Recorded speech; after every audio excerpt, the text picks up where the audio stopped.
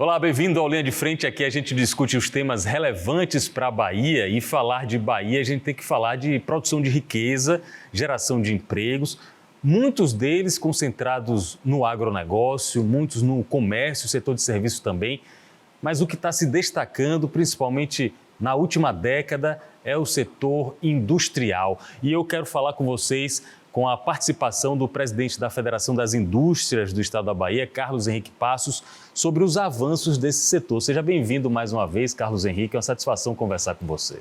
Obrigado, Pablo. Estamos aqui retornando, tem mais de um ano que eu estive aqui. E é sempre bom falar da indústria, falar da Bahia, falar do desenvolvimento econômico da Bahia. Fique à vontade aí para a gente poder aí aproveitar esse espaço e explorar bem a Bahia. São muitos os desdobramentos que a indústria tem e eu acabei de receber aqui também da assessoria de comunicação da FIEB esse, digamos, um catálogo sobre algumas das ações, algumas das discussões e realizações do segmento industrial no Estado, principalmente com a chancela da Assembleia Legislativa. Nesse aspecto, Carlos Henrique, o setor público e os parlamentares estão entendendo cada vez mais a importância do setor? Essa agenda legislativa é um trabalho que a FIEB faz em defesa do interesse da indústria da Bahia, da economia da Bahia, procurando mapear todos os projetos de lei que tramitam dentro da Assembleia e, a partir dessa leitura, fazer uma análise da convergência, da divergência desses projetos de lei com os interesses da indústria. A partir daí, nós procuramos os parlamentares, as suas comissões temáticas, para levar os nossos pontos de vista na busca de uma convergência para que o produto final, que é uma lei, saia em favor do Estado da Bahia. Muito bem. E quando ele fala em favor do Estado da Bahia, é preciso a gente entender o termo técnico que usam, stakeholders, né? Os grandes interessados, beneficiados, não são apenas, também são eles, mas não são apenas os donos das indústrias, os acionistas das indústrias. São várias as etapas da cadeia produtiva que trazem benefícios para o Estado. Quando a gente fala de indústria, é ilícito, é legítimo a gente falar de benefício para a população em geral, Carlos? Nós temos certeza que sim, até porque a indústria tem um papel importante no desenvolvimento econômico e o desenvolvimento econômico ele leva, sem dúvida, a desenvolvimento social. Quando defendemos a indústria, nós estamos desenvolvendo o ambiente de negócios que pode preservar empregos, criar empregos, trazer competitividade para a nossa indústria. Isso traz à sociedade benefícios de produtos melhores, com maior qualidade, com melhor preço, mas, acima de tudo, arrecadando impostos para que o Estado, enquanto entre Estados, governo do Estado ou governos municipais, possam, através das arrecadações fiscais, fazer sua gestão e levar outros benefícios à sociedade. A gente está conversando com o presidente da FIEB, Carlos Henrique Passos, e antes dessa entrevista, ele estava praticamente nos ensinando, dando uma aula sobre as questões de logística, as questões de infraestrutura que impactam justamente no segmento. Aí eu vou fazer uma provocação. Vamos fazer um raio-x da Bahia. Vamos primeiro a parte boa, depois a gente vai para os desafios que a gente tem no nosso estado.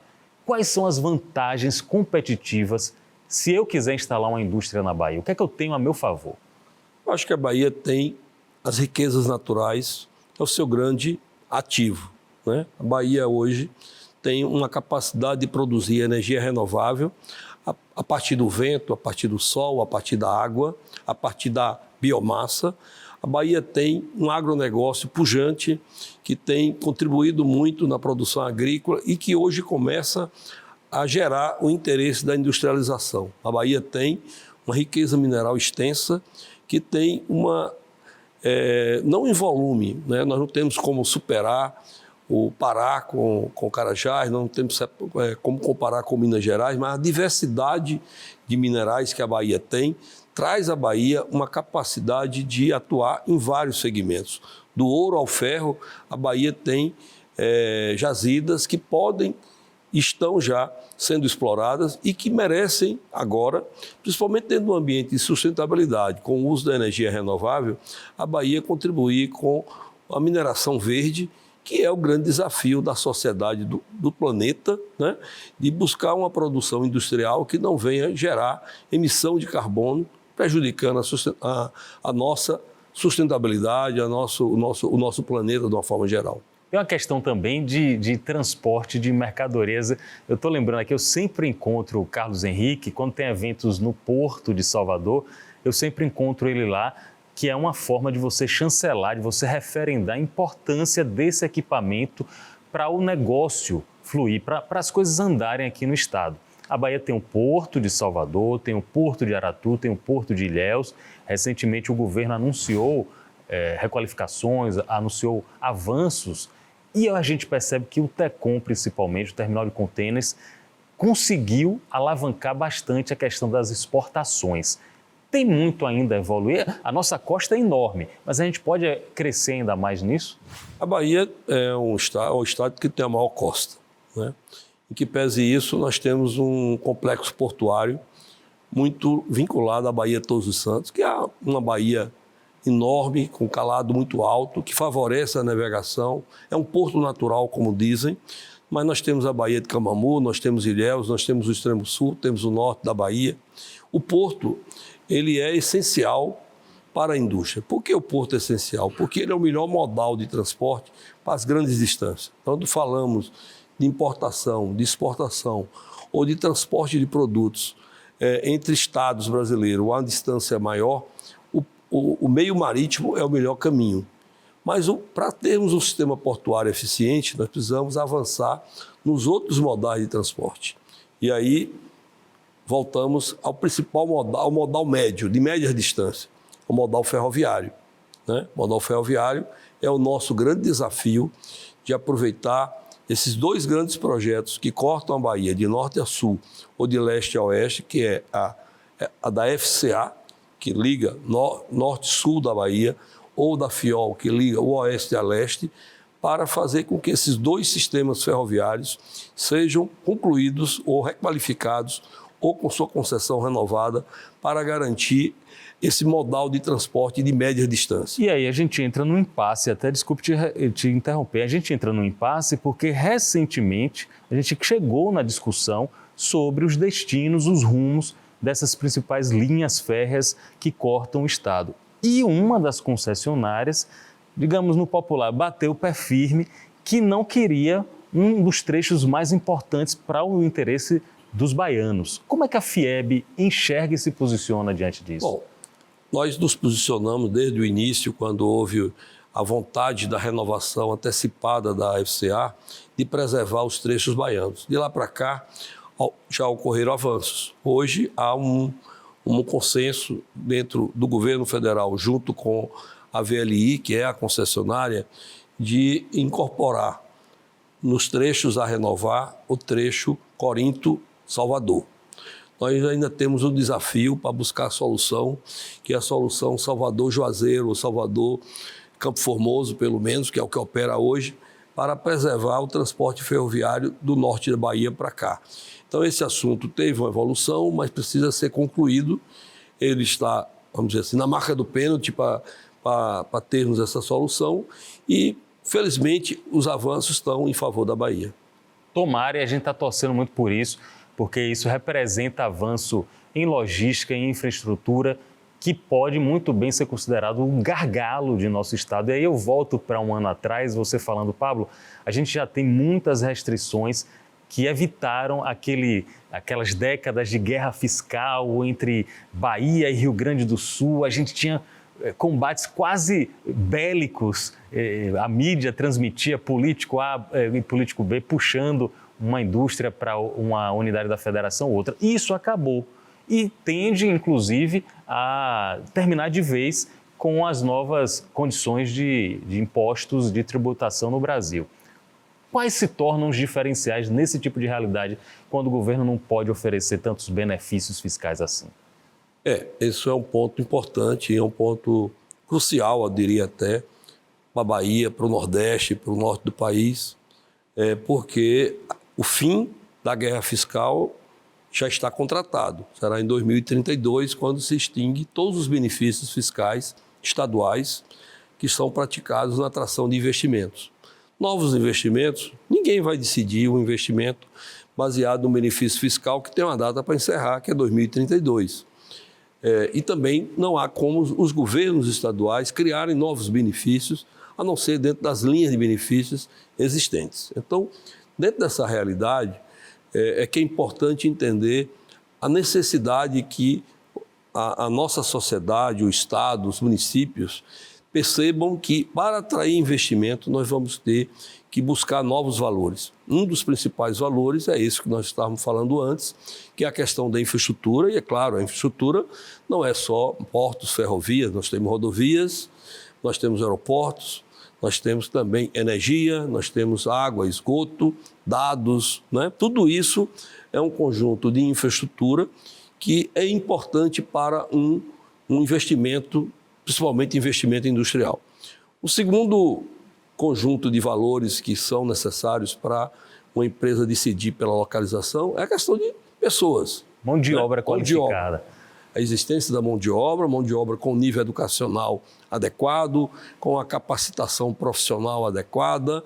Então, tudo isso são valores que dependem de uma combinação de investimentos públicos ou privados para que nós possamos levar a Bahia da atual situação em termos de ranqueamento nos indicadores educacionais para um outro patamar, para que nós possamos ter também esse valor de forma positiva, né? O sistema FIEB, ele colabora, em parte, nós temos dentro do nosso sistema o SESI, nós temos aí perto de 11 mil alunos hoje frequentando a escola do SESI no ensino fundamental e ensino médio, mas nós temos, com a expansão dessa rede escolar, que devemos chegar em breve a 20 mil alunos, mas isso é muito pouco comparado à população do estado da Bahia. Eu tive a oportunidade de participar recentemente de alguns eventos com o governo do estado, com a Secretaria de Educação do governo do estado, com a Secretaria de Ciência e Tecnologia, com programas que nos dão uma expectativa de uma esperança disso também ir para o ensino público, mas tudo isso tem que ser uma combinação Estado-município, porque nós sabemos que no modelo educacional brasileiro, a parte do ensino fundamental e pré-escolar é de responsabilidade dos municípios e o ensino médio é de responsabilidade do governo do estado. E o ensino universitário tem estado, tem federal e tem privado. E o privado também tem em todos os outros blocos da educação. Isso é muito importante, né? É muito importante.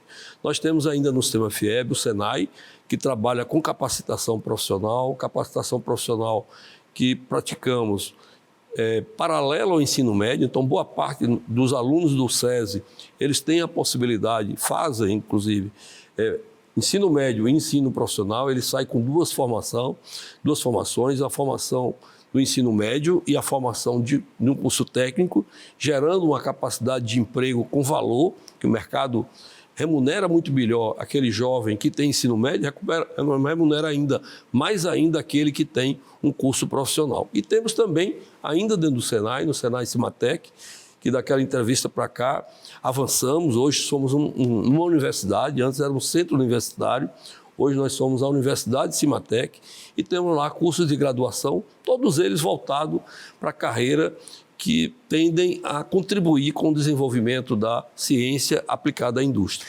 A gente vai deixar o Senai Cimatec para conversar daqui a pouco, é um tema que a gente pode aprofundar mais, mas eu quero tratar com você sobre ensino técnico profissionalizante. Eu tive a oportunidade de conversar com o ministro Luiz Marinho, em uma oportunidade aqui em Salvador, lançamento também em Camaçari, e com ele eu provoquei sobre a necessidade de a gente reforçar a importância do ensino técnico profissionalizante, porque já foi em um tempo em que era o sonho de muita gente. Terminou que o sonho da mãe e do pai era ter o filho doutor formado, graduado em alguma universidade.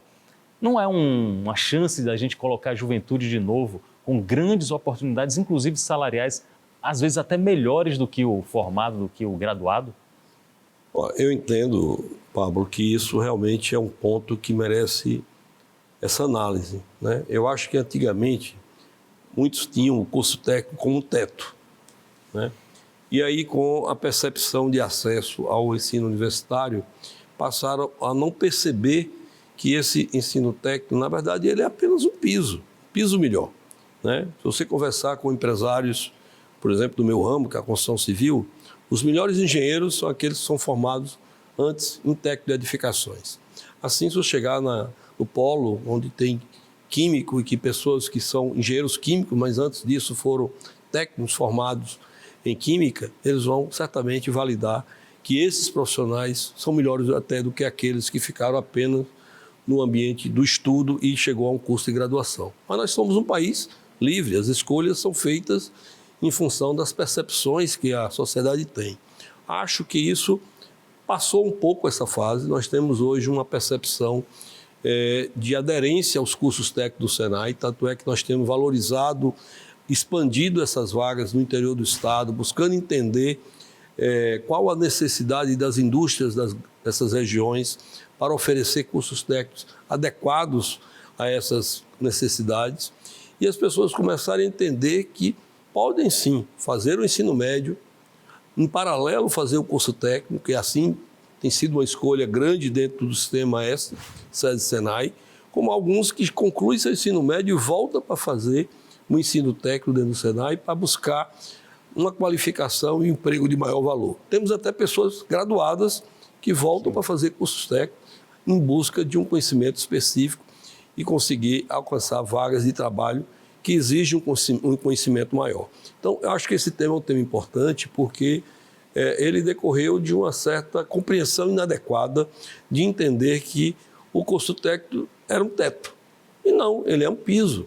A pessoa com o curso técnico, ele busca uma remuneração melhor do que ele tem no ensino médio e ele se habilita para fazer um curso de graduação, se assim desejar, ou até de pós-graduação, de doutor, mestre, mas uma coisa não elimina a outra. Eu acho que essa é a grande importância. Eu acho que a questão do emprego, o emprego com a melhor remuneração, corrige uma parte disso, e outra parte, certamente, é com informação. E isso nós estamos procurando divulgar através dos nossos canais de comunicação do Sistema FIEB. Universidade Cimatec, aí eu sou fã declarado e publicamente eu procuro repassar essa mensagem, passar essa palavra, porque eu ouvi, não dentro da Bahia, fora da Bahia, muitas mensagens, ouvi e vi muitas mensagens de respeito ao trabalho do Cimatec. Basta a gente dizer que talvez a nata das mentes criativas, brilhantes, mestres, doutores, saíram ou ainda estão no ecossistema Cimatec, tanto que ele é ampliado e agora vira universidade. Onde surgiu, quando surgiu essa ideia e de quando surgiu até hoje, em que etapa vocês estão, de onde vocês querem chegar ainda? Qual foi a inspiração e onde vocês querem chegar? Bom, o Cimatec tem mais de 20 anos. Na verdade, ele surgiu na gestão do presidente Mascarenhas, né, José de Freitas Mascarenhas. E desde o início, ele procurou ser um centro integrado de manufatura, ou seja, a partir dali, desenvolver competências voltadas para a manufatura industrial. Ao longo desse tempo, e principalmente mais recentemente na gestão do presidente Alban, que sucedeu o Mascarenhas, o Cimatec foi impulsionado a crescer.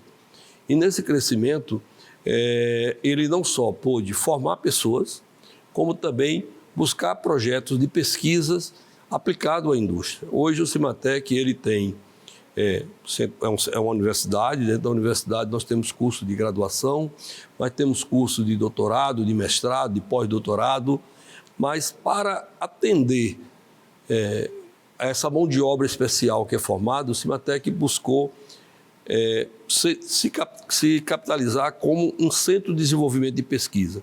E a partir daí, além do Cimatec, na Avenida Orlando Gomes, foram criados alguns campos voltados exclusivamente para o desenvolvimento de pesquisa demandado pela indústria. Nosso principal campus é o de Camaçari, chamado Cimatec Park, onde seria instalada a fábrica da Jack Motors. Hoje nós temos lá diversos laboratórios que servem à indústria nacional. Temos alguns projetos em andamento extremamente importantes. É verdade ou mito que a Ford ainda tem núcleos importantes lá instalados? A Ford, ela hoje está instalada na Bahia com sua unidade de engenharia. Essa unidade de engenharia, ela ocupa um espaço dentro do Cimatec de Orlando Gomes, outro espaço lá no Cimatec Park. Lá no Cimatec Park, além de escritórios de desenvolvimento de projetos, tem laboratórios para o experimento dos seus produtos que são desenhados. E nós estamos construindo no Cimatec Park uma edificação, um prédio, onde vai ser instalado e transferido todo esse corpo de engenheiros da Ford. Hoje tem em torno de 1.300, 1.400 engenheiros trabalhando para a Ford, e o projeto da Ford é alcançar algo em torno de 2.000 engenheiros trabalhando com engenharia automotiva para a Ford mundial. É um trabalho de estudo, de pesquisa de mercado, de busca de inovação, de busca de aperfeiçoamento dos seus produtos, e isso mostra que você pode, foi o caso da Ford, nós perdemos o lado da produção, mas nós ganhamos muito na construção de engenharia com valor agregado. Lá no Simatec Park, além dessa parte da Ford, nós temos hoje fábricas de produtos como os Nodes. Os Nodes são aparelhos que foram desenvolvidos a partir de um outro produto desenvolvido pelo Simatec para a utilização da indústria petrolífera na área do pré-sal.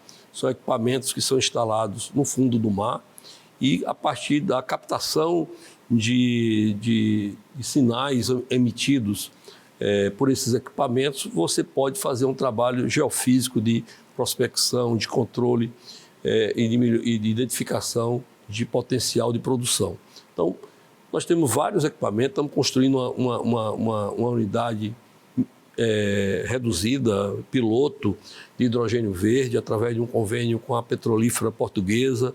Nós temos um projeto que também está em obra, que é um prédio onde a gente pretende abrir esse espaço para outras universidades.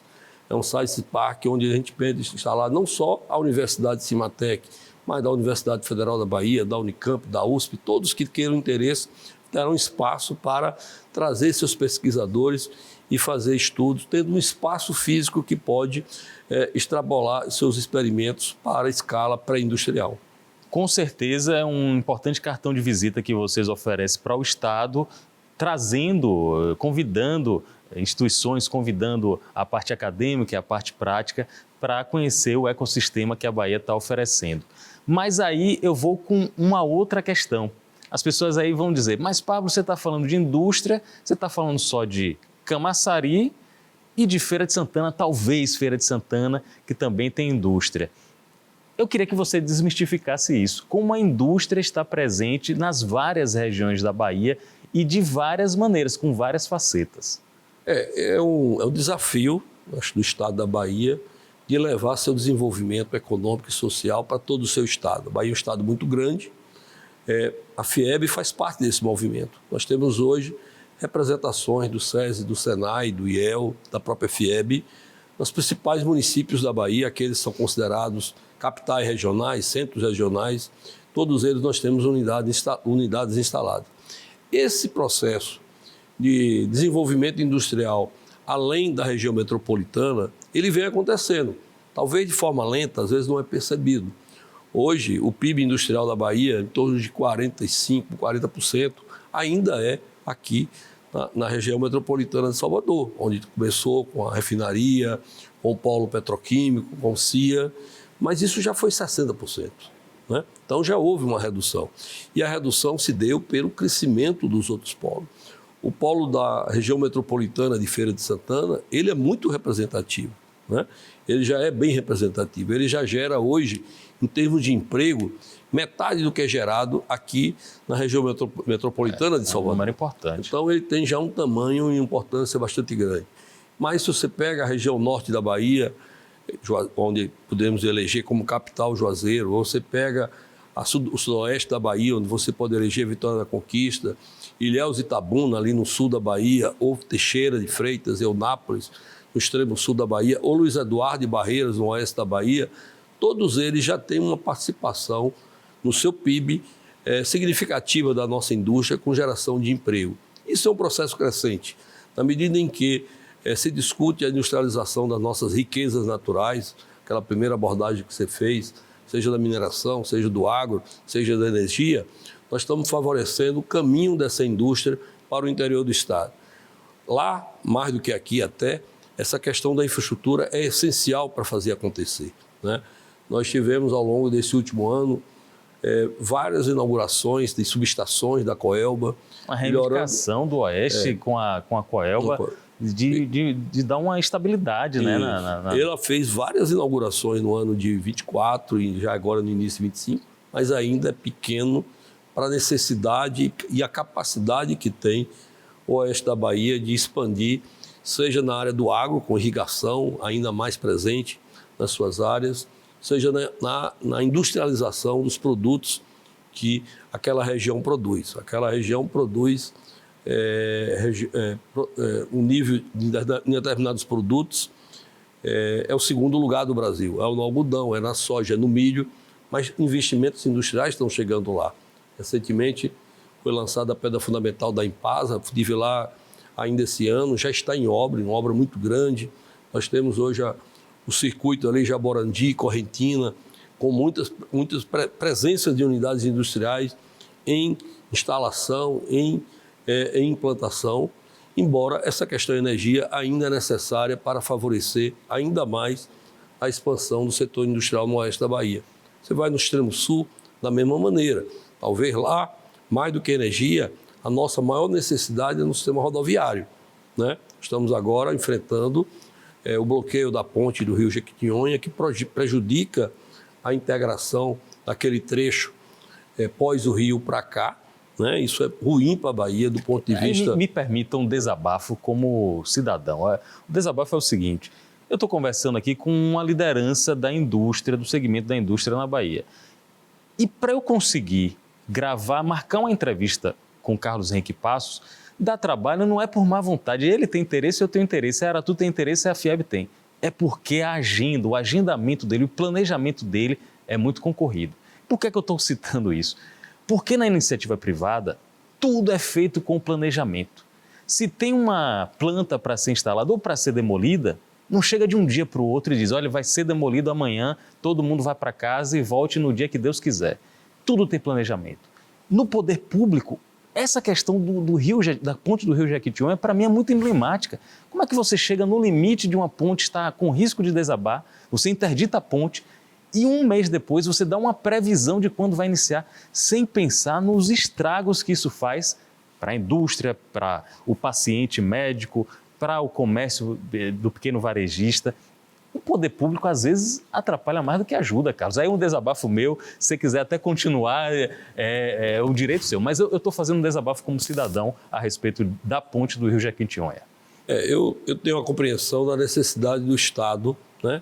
Principalmente num Estado como o nosso, que nós não podemos ter soluções privadas para as questões de infraestrutura, mas eu entendo que, de fato, nós precisamos dar respostas para essas necessidades de infraestrutura que a Bahia tem.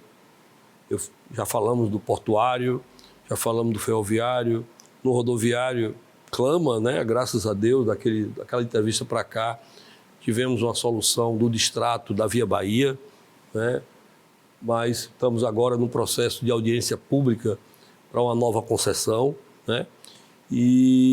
Mas nós temos a BR-101, nós temos a BR-242, nós temos a ligação em Luiz Eduardo Barreiras, nós temos tantas outras rodovias federais dentro do estado da Bahia que clamam por uma solução definitiva para que o estado se solte, porque a Bahia ele tem um território muito grande, mas ele tem um posicionamento geográfico extremamente estratégico. É central, né? Ele está ali ligando o sudeste do Brasil com o resto do nordeste brasileiro.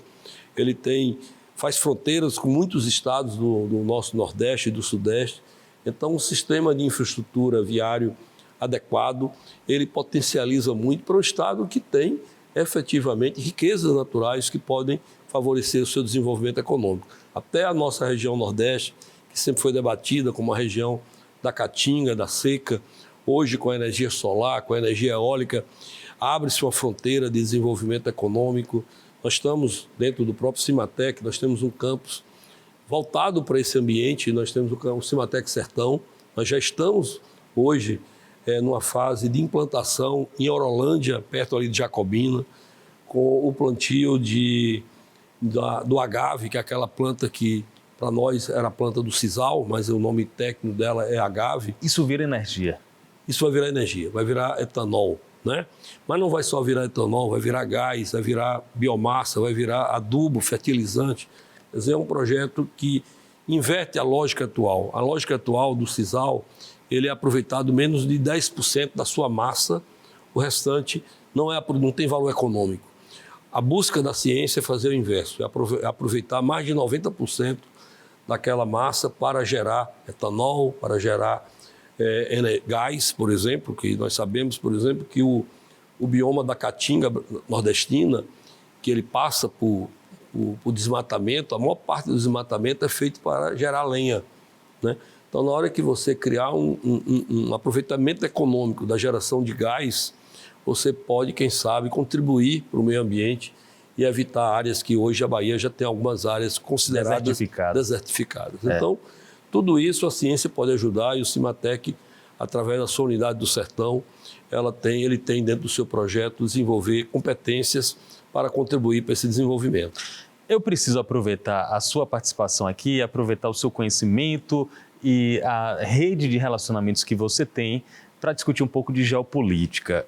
A gente está percebendo um momento muito conflituoso e um momento de muitas incertezas. O mundo está em suspensão sobre o que é que as grandes potências, China, Estados Unidos, vão agir e reagir nos próximos meses e anos. Aí eu queria uma avaliação sua. Muito se diz que as ações do presidente americano Donald Trump são para um processo de reindustrialização do país, que a indústria dos Estados Unidos foi terceirizada para a China, para a Índia, para outros países do Sudeste Asiático. Isso aí não mostra que muito do que povo brasileiro, a gente falou sobre indústria primária, indústria terciária, o importante não é ganhar dinheiro com isso, o importante é ganhar dinheiro com os produtos que já são refinados, que já são processados Isso não era também, talvez, uma falácia, que a gente não pode perder planta industrial para não dar esse tipo de tiro nas costas, como aconteceu nos Estados Unidos? Eu acho, sabe, Pablo, basta a gente lembrar da experiência que nós tivemos no Covid. Não só os Estados Unidos, o próprio Brasil descobriu que essa terceirização industrial foi um equívoco. Quando nós percebemos que, por um problema logístico, nós não tínhamos luva, nós não tínhamos máscaras, nós não tínhamos respiradores, nós não tínhamos equipamentos básicos para atender uma crise. Eu tive a oportunidade de participar de um evento patrocinado pela Escola Superior de Guerra e tive a oportunidade de compreender que a indústria tem um valor estratégico, inclusive, de defesa nacional. Então, é importante entender que essa busca da reindustrialização americana está dentro desse contexto. Nós temos que também entender o papel da indústria. A indústria é aquele setor econômico que mais contribui na geração de impostos, que gera mais empregos qualificados. Agora mesmo nós estamos vivendo aí esse debate sobre o IOF.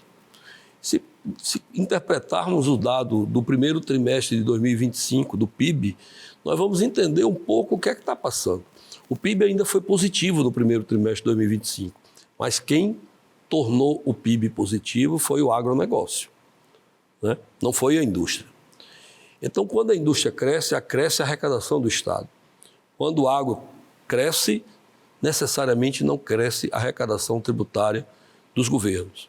Nesse primeiro trimestre de 2025, a importação de bens e serviços foi maior do que a exportação de bens e serviços. É claro, fica claro que há uma substituição do consumo brasileiro por produtos importados. Tem efeitos positivos. Comprar produtos chinês, principalmente hoje, gera um controle de inflação. Nós não temos dúvida disso. Agora, o Brasil não pode apostar nisso porque o Estado brasileiro precisa arrecadar e a indústria que arrecada. Então, essa questão dessa disputa geopolítica que você citou, a indústria brasileira vê isso com muita atenção, com muito receio, porque nossa competitividade, principalmente com a produção industrial chinesa, que é um problema da indústria brasileira, mas era um problema da indústria americana também, como é também um problema da indústria europeia e de outras nações. Como competir? Né? Aí nós teríamos que discutir o custo da mão de obra, condições sociais, o uso de energia, a infraestrutura. Teríamos que discutir Outra questão importante, questão dos juros, né? Qual é o juro lá, qual é o juro cá, para poder estabelecer um grau de competitividade que não acomode a indústria brasileira. Nós entendemos também que a proteção subindo apenas imposto de importação para criar uma reserva de mercado não é bom também para a economia. Sabemos o quanto é importante essa competição global, mas é preciso ter cuidado com a indústria nacional, quer porque a indústria nacional gera emprego, tem pessoas empregadas, quer porque ela gera impostos que para a sociedade é importante para retornar em serviços de educação, segurança, saúde e outros mais. E eu vejo, Carlos, algumas pessoas procurando talvez soluções simples ou simplórias, falando em ou você deixa o livre comércio total, ou você cria tarifas alfandegárias, ou você cria protecionismo demais. Mas tem híbridos, né? Tem possibilidades aí, tem nuances, tem zonas cinzentas que a gente poderia apostar. Nós entendemos assim. A CNI, representada pelo presidente Albán, ela tem procurado se posicionar com equilíbrio. Nós não podemos sair pedindo para nos proteger de uma maneira global, porque certamente isso gera acomodações que o Brasil já viveu. Né? Quem tem um pouco mais de idade lembra da questão da informática, da área automobilística, que quando isso foi rompido, a sociedade ganhou. Mas também nós não podemos desguarnecer essa indústria para enfrentar, sem condições, sem as armas necessárias, uma competição global de um país que tem seu modelo de governança, de controle da sociedade, de produção, que ameaça, sim, a indústria brasileira. É como querer dizer que a gente está jogando xadrez, a gente em um tabuleiro e ele em outro tabuleiro, com outras regras internas que eles colocaram lá e que a gente não tem como mexer na regra deles. A gente só pode tentar aprimorar o nosso enxadrista para entrar nesse xadrez global de uma maneira mais qualificada. Tem um fato, sabe, Pablo, que é importante a sociedade conhecer. O Brasil tem hoje mais de 90% da sua matriz energética renovável. Limpa. Seja hidráulica, seja eólica, seja solar, seja da biomassa. A China ainda consome 60% da sua energia através de carvão mineral. Mas ele vem crescendo muito na produção de energia eólica e solar, né? Mas, por enquanto, 60% da sua energia é produzida a partir de carvão mineral. Só isso já gera um certo desequilíbrio de competição. Mas, aproveitando esse gancho da energia, eu queria também dizer que nós precisamos cuidar, nós nordestinos, dessa questão da cadeia de geração de energia, né? Nós temos uma capacidade de produção de energia eólica e solar imensa, imensa. Mas hoje já enfrentamos alguns problemas. Alguns geradores de energia não estão podendo interligar sua produção no sistema brasileiro por um suposto excesso de energia ou por um desequilíbrio do sistema de energia a partir da fonte renovável. Tecnicamente, uma parte dessa questão é compreensível, porque enquanto a hidráulica tem condições de produzir a energia 24 horas por dia, porque ela é gerada a partir da passagem da água nas turbinas, a eólica e a solar depende de fatores climáticos que mudam durante o dia, né? Nem sempre temos sol, mesmo durante o dia, à noite não temos sol. E o vento também não é o mesmo 24 horas por dia. Então, essa produção, vamos dizer assim, sazonal de energia renovável gera a necessidade de um equilíbrio no sistema, mas que isso o mundo tem enfrentado com a questão das baterias. Tem sido investimentos em grandes sistemas de bateria para você estocar a energia, para que essa energia, em momentos de mudança dessa geração, possa equilibrar o sistema. Esse ponto é muito importante para o Nordeste, porque se o Nordeste perde a capacidade de gerar energia, ela está perdendo, na verdade, uma abertura de geração de valor, de geração de riqueza. O sol vai continuar passando, o vento vai continuar passando, mas se nós não conseguirmos transformar isso em energia, deixamos de gerar a riqueza que é o que a indústria faz, que é transformar o sol em energia, transformar o vento em energia. Então, essa é uma preocupação que nós, do sistema indústria, temos, liderado pela CNI, temos procurado fazer essa discussão na busca de encontrar soluções que possam preservar essa riqueza, essa potencialidade de riqueza que o nosso Nordeste tem. Trazer indústria chinesa ou de outros países, mas principalmente chinesa, indústria de baterias para cá, poderia ser um caminho para resolver isso? Eu conversei com a vice-presidente da BYD, ela disse que tinha muito interesse nisso. É, com certeza, a solução, né? A tecnologia já é dominada por eles. Nós temos aqui as riquezas naturais de produção. A BYD fala em trazer a sua fábrica de baterias. A maior parte são baterias de menor porte para uso automobilístico, mas nós temos agora, nessa última viagem presidencial, na viagem anterior à viagem presidencial, o nosso dirigente lá do Senai esteve acompanhando o ministro Rui Costa, visitou uma empresa que produz grandes baterias. Há um compromisso de desenvolvimento de um centro tecnológico dela aqui dentro do Cimatec. Então, são soluções que são necessárias para nós continuarmos a produzir energia. Essa percepção que o ministro Rui Costa teve e acompanhou o nosso diretor, o Leone, é muito importante que se consiga trazer para a Bahia essa produção desse equipamento que é necessário para equilibrar o sistema, mas mais do que para equilibrar o sistema, para viabilizar a produção de energia do nosso Nordeste. Carlos Henrique Passos, presidente da FIEB, nosso convidado aqui no Linha de Frente.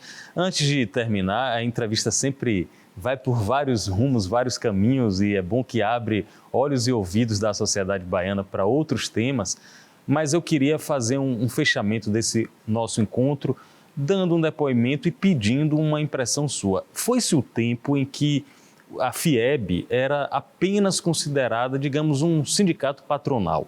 Por que é que eu estou dizendo isso? Porque era muito distante. Quando eu comecei no jornalismo 25 anos atrás, ainda era incipiente a aproximação da FIEB com a sociedade em geral. Hoje eu acho que está completamente integrado. A FIEB, o sistema como um todo estão integrados. Então eu não enxergo mais como, se foi algum dia, eu não enxergo como um sindicato patronal. Eu enxergo como vocês procurando devolver para a sociedade muito da riqueza que vocês transformam. Vocês pegam a natureza e transformam em riqueza. Quais são os principais pontos que a FIEB e o sistema como um todo estão juntos com a sociedade, não apenas defendendo o interesse dessa ou aquela indústria, mas fazendo um ecossistema brilhar como um todo? Eu acredito que essa transformação que você percebeu, ele decorre até da própria transformação da representação sindical, né? Anteriormente, entendíamos que o sindicato era muito mais um representante patronal para discutir a convenção trabalhista com os trabalhadores. Hoje há uma clareza que os sindicatos eles representam o lado associativo das empresas. E a federação, ela respira os sindicatos. Afinal de contas, os sócios da federação são os sindicatos patronais. E a federação, dentro dessa percepção, ela tem procurado responder a isso. Estamos procurando integrar os serviços que temos. Nós temos o SES, temos o Senai, temos o IEL, temos o Cimatec, muitas vezes trabalhando de forma desarticulada, e esse trabalho de articulação e de integração é para que todos mirem no nosso ponto focal, que é a indústria da Bahia e a economia da Bahia de uma forma geral. A nossa contribuição, ela se dá através de defesa de interesse, como essa agenda legislativa que você mostrou aqui no início do programa. No debate, eu queria até registrar a pessoa da nossa presidente da Assembleia Legislativa, Ivana Bastos. Ela colocou na minha primeira visita e colocou na quinta-feira última, quando esteve lá na FIEB, a abertura que ela deu para a Assembleia Legislativa debater temas do desenvolvimento econômico do Estado. Muito do aqui nós falamos, da infraestrutura, da educação, do desenvolvimento econômico em si, né? Como a gente pode mobilizar. Então, a federação vem trabalhando nesse sentido. Eu acho que tudo isso converge para o desenvolvimento do Estado, né? Claro, tem a pitada de interesse da indústria, é nosso papel, é a nossa obrigação.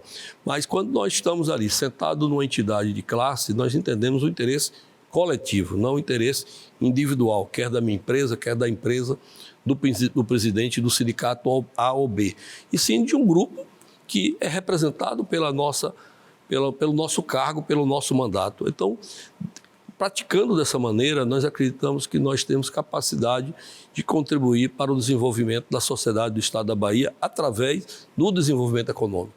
E os pilares desse desenvolvimento econômico nós temos muita clareza. Infraestrutura, educação e mercado. E mercado significa termos pessoas com renda, com capacidade de compra para materializar toda essa produção econômica na circulação de riqueza.